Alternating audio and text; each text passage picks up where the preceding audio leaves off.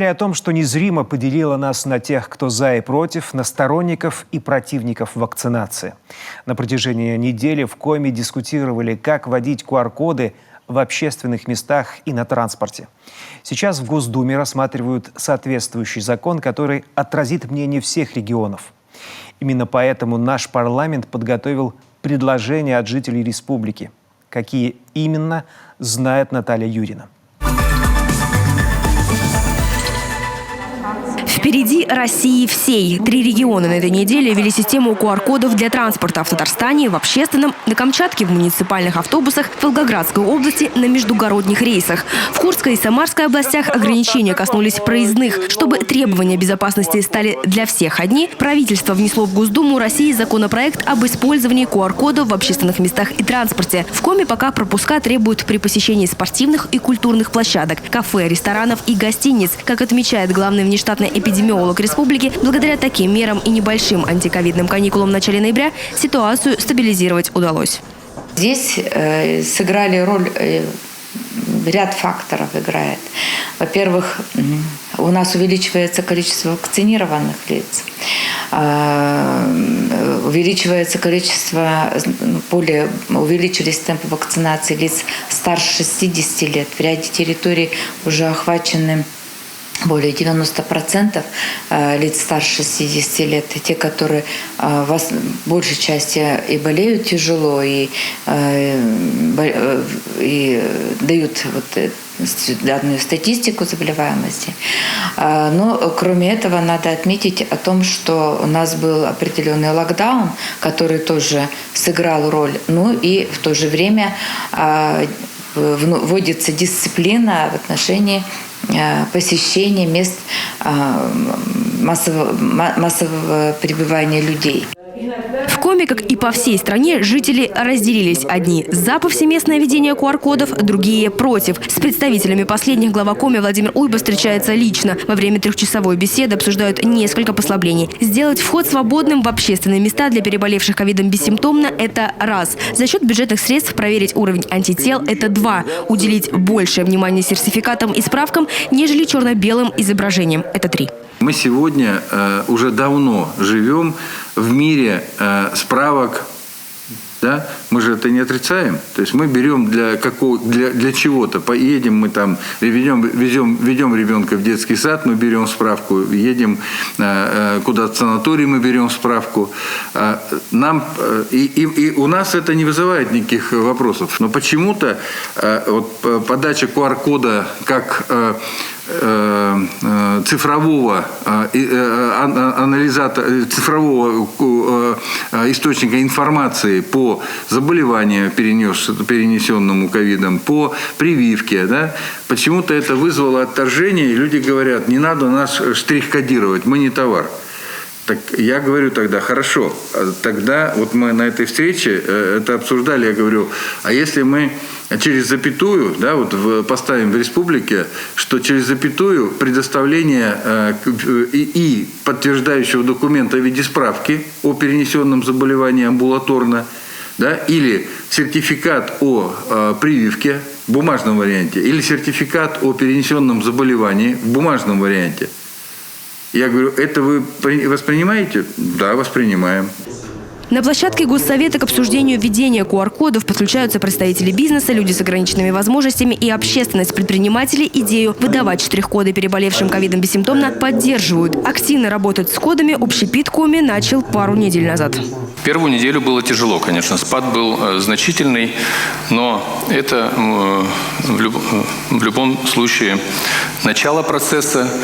Мы успокоились, и во вторую неделю мы уже ощутили некий прирост.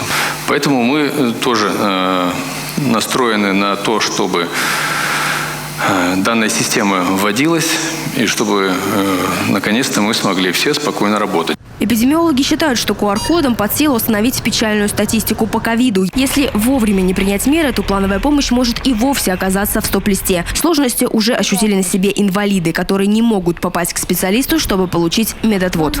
наступил очень непростой период нашей жизни, потому что получить медотвод практически невозможно. Сегодня попасть в медицинские учреждения для нашей категории, когда все практически завязано только на ковиде, пройти вот это вот обследование, это все не так просто.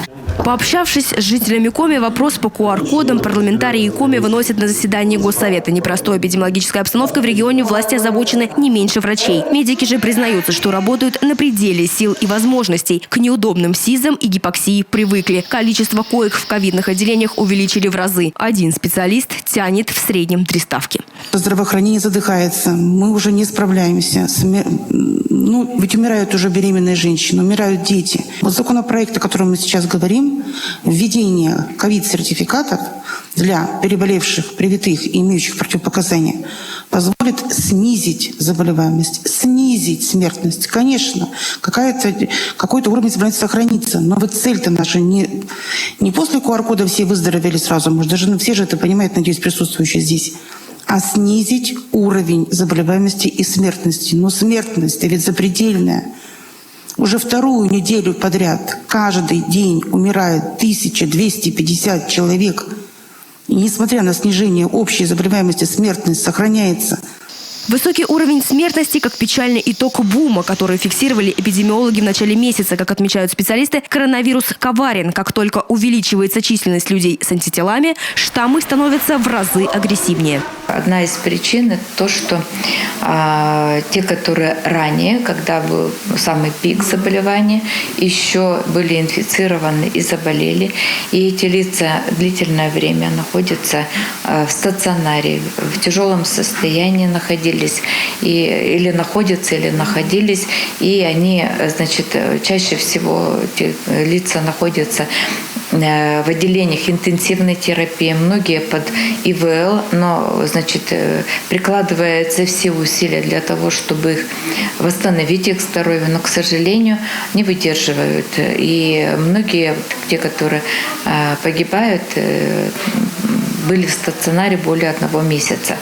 Новый федеральный закон о QR-кодах планируют ввести до 1 июня 2022 года. К этому времени, как рассчитывают власти, коллективный иммунитет должен достигнуть уровня 80%. Госсовет Коми в целом федеральный закон поддержал, но внес свои идеи по усовершенствованию системы. Люди, которые действительно по каким-то причинам, наверное, будет такой процент людей, он будет немалый, который вообще не захочет делать никогда эту прививку. И я изучал тоже мировую практику, посмотрел, везде, во всех странах оставили возможность все-таки людям пройти ПЦР-тест и попасть в то или иное учреждение или заведение, имея все-таки тестирование у себя на руках. Считаю, что это было бы правильно. Также среди предложений запустить в работу сертификаты для переболевших коронавирусом бессимптомно, сделать доступными для жителей отдаленных территорий сертификаты на бумажном носителе о перенесенном заболевании или вакцинации. Надеюсь, что в результате этого движения пользование системой QR-кодов, в общем-то, будет, во-первых, понято всеми нашими жителями республики, принято, поскольку оно, еще раз повторюсь, служит благом, а не ограничением. Оно преследует несколько целей. Первое. Конечно, максимально сократить число смертей от пандемии. Второе – разгрузить медицинскую систему. И третье – это сделать таким образом, чтобы те огромные средства, которые сейчас тратятся на реанимационные мероприятия, они пошли на как раз систему, которая делает QR-коды достаточно комфортным в обычной повседневной жизни. Фракция КПРФ идею не поддержала. По мнению Виктора Воробьева, выходы из нынешней непростой ситуации по заболеваемости коронавирусом, режим чрезвычайного положения и тотальный локдаун. Депутаты Госсовета создали рабочую группу, которая в еженедельном режиме будет обсуждать поступающие в региональный парламент предложения. Мы сегодня формируем такую межфракционную комиссию, которая продолжит, на самом деле, формулировать те самые предложения. То есть это рабочий процесс. Почему? Потому что сейчас этот законопроект рассматриваться будет в Госдуме только в первом чтении. чтении. Соответственно, будут внесены поправки, потом будет второе чтение. То есть мы посмотрим сейчас, саккумулируются мнения от регионов, что туда внесут, что не внесут, учтены наши мнения, там что-то конкретизировано, не конкретизировано. Значит, придет второе чтение, как к второму чтению мы опять подготовим свои предложения. Первое чтение законопроекта по QR-кодам намечено на 16 декабря. После начнется работа над окончательной редакцией. В случае принятия документа новую систему запустят в феврале следующего года.